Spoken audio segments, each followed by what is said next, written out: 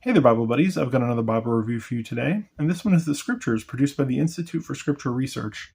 Now, if you guys haven't heard of this translation before, it's similar to the other niche translations that I've been reviewing lately, in that it tries to preserve kind of the original Hebrew in the text. So you'll see as we go through it that there are some words in Hebrew along with some transliterations throughout. So just kind of keep an eye open for that.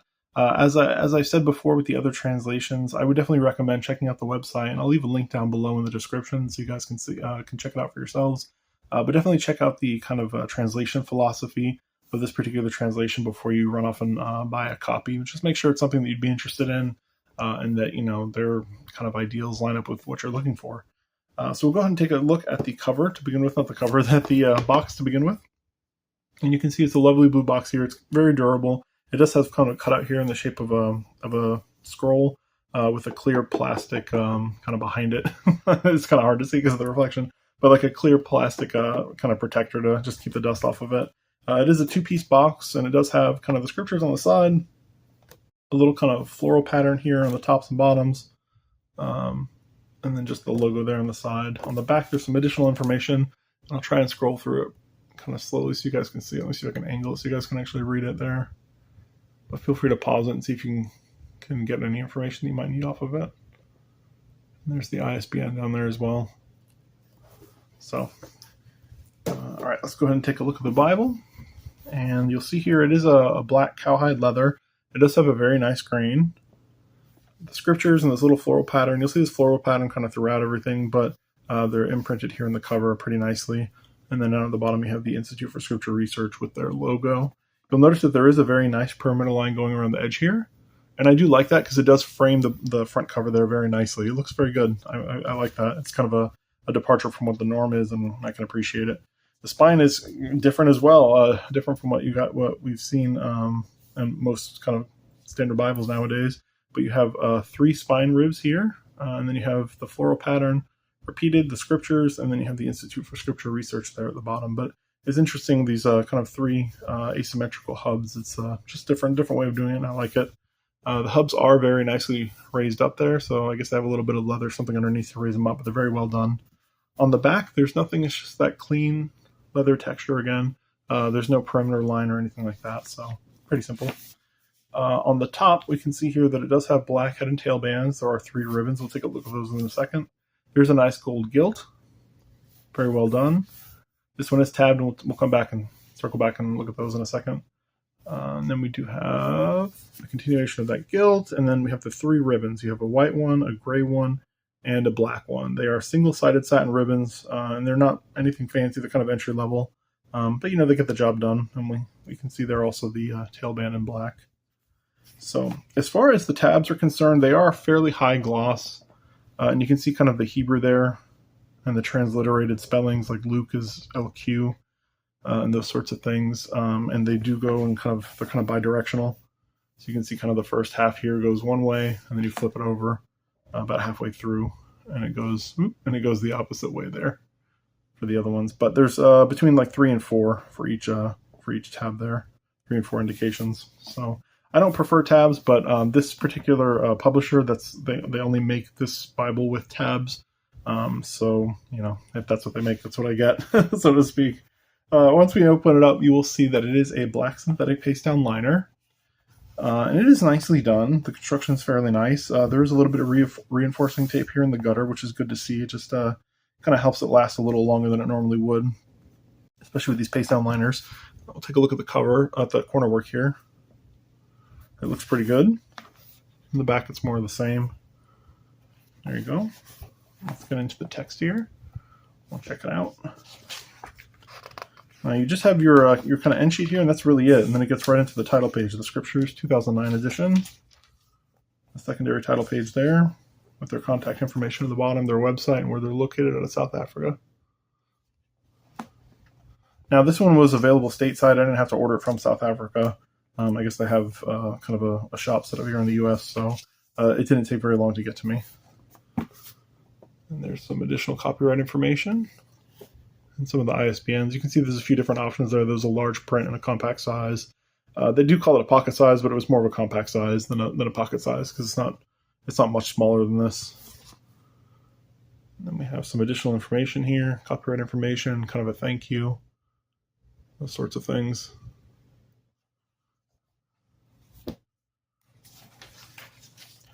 And we have the table of contents, and if you notice, it is not in the Protestant order; it's in the kind of more traditional, order of the Bible there.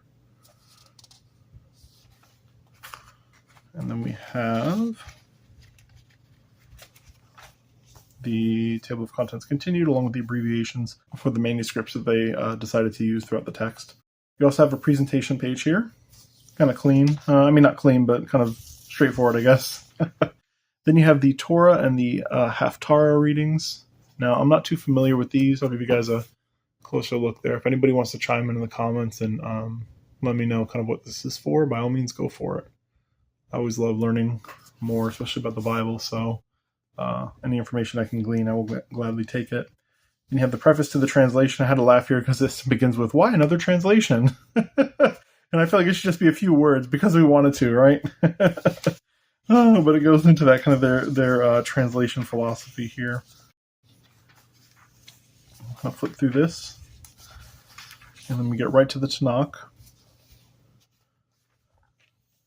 And then here you have the first book, Genesis. And I'm not going to try and pronounce that because I'm sure I will butcher it. But I'll let you guys take a look here at the text. It is a double column verse by verse, so a more traditional layout. And if you notice, there are no paragraph indicators. There's no pilcrows. The verse numbers aren't bold or anything like that. So, I've kind of noticed this recently. It might just be kind of with this style of translations where they don't do that. It makes it a little harder. For me personally, I have a harder time with it if I don't have like clear delineations like that. Only because I don't know. Sometimes I have to be like spoon-fed information, and definitely paragraphs make it easier for me to understand kind of where a new idea begins and that sort of thing. But I can understand them leaving it out with paragraph markers not being in the original text. So I understand either way. I'll take a look here at the second page there so we can see a more kind of general layout. Now, it is kind of weird to me because they have the book names up here, and then they have the chapter indicators. And I'm assuming what they did here is they did the chapter that begins on this page and then the chapter that ends on this page.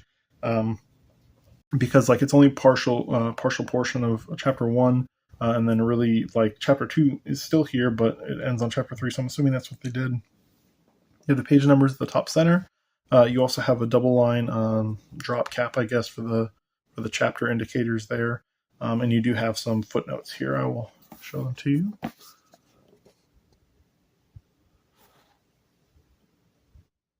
But you can see in the text how they've kind of preserved the tetragrammaton there and some of the entries. So that's part of it. I'll go ahead and kind of chunk through it here a little bit so you guys can get a feel for it. If there's anything that you guys would like to see more standardized in these reviews, please let me know. If there's something that you wished I showed more or less.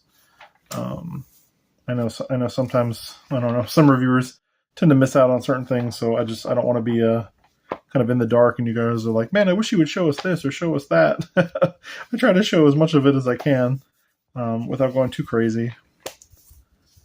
But if I'm forgetting something, please let me know. We'll keep going. And you can see, the English spelling here and then the Hebrew kind of transliteration there. We'll try and get to a poetic section. Here we go. We're in Psalms. We'll go to Psalms 119.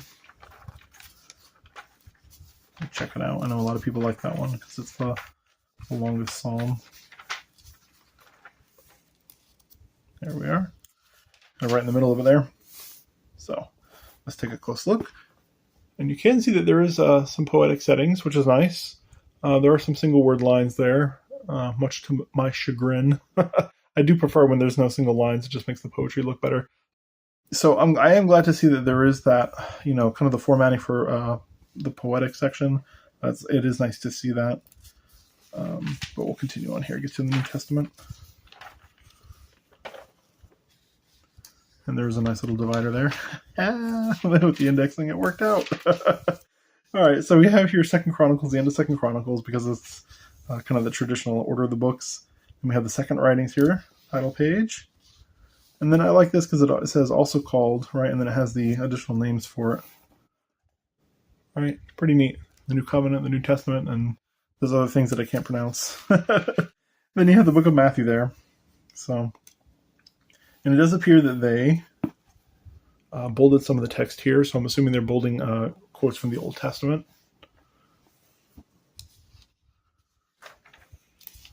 We're here in 5 and 6. We can see that there is no red letter, so this is just a black letter text. There does appear to be some cross-references as well. So here's some footnotes down there, and then a few cross-references. On the other side, I'll show you some more. So, let's get to the end. So we have the end of Revelation there, the end of the Bible. Then we have some explanatory notes, and I'll let you guys take a look at those.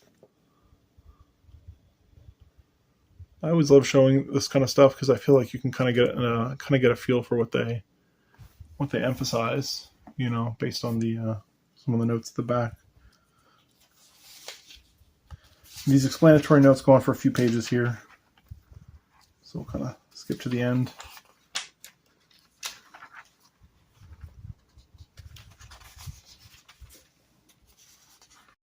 We have the weights and measures there, pretty standard fare.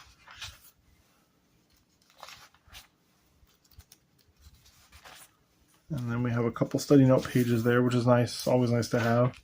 So just 3 blank pages there for study notes. And you have some illustrations. I always love this kind of stuff. Helps you get a feel for what they were talking about. Kind of simplistic, you know, I could see somebody sitting down with some colored pencils and doing this. And we have kind of the layout of the camp of Israel here. I'll show you guys. Let me see if I can get it in frame. There we go. And you have a timeline. Interesting.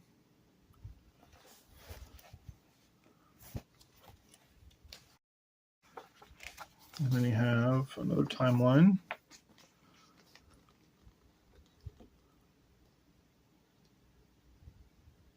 And then you have the maps.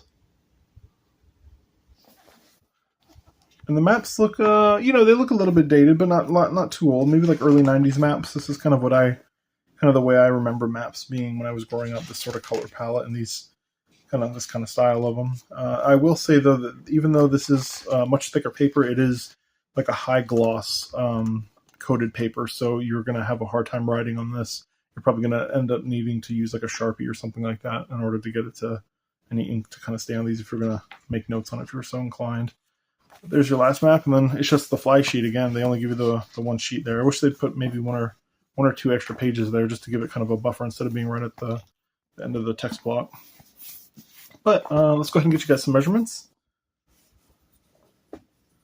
So it comes in at about 8 and 5/8 inches tall by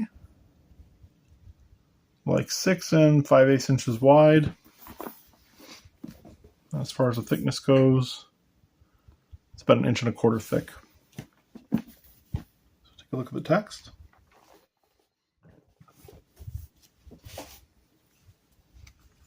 We'll start with the uppercase. Looks to be about a 9-point uppercase in comparison to Times New Roman. Let's go to the M right here from.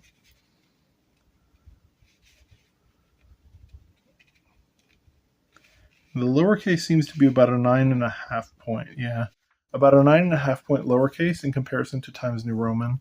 So definitely a readable font size. You know, it's going to be for most people. I tend to say, you know, around that 10-point font size is pretty good all around. So yeah, definitely. If you guys are interested in this sort of translation, you know, that kind of harkens back to the original Hebrew, I would definitely check out the scriptures and see if it's something you might be interested in. Bible Buddies, if you have any questions, comments, concerns that I'm going into the Hebrew roots movement, please leave them down below. Otherwise, if you could give this a like, subscribe, and all that YouTube jazz. Otherwise, Bible Buddies, until next time, bye.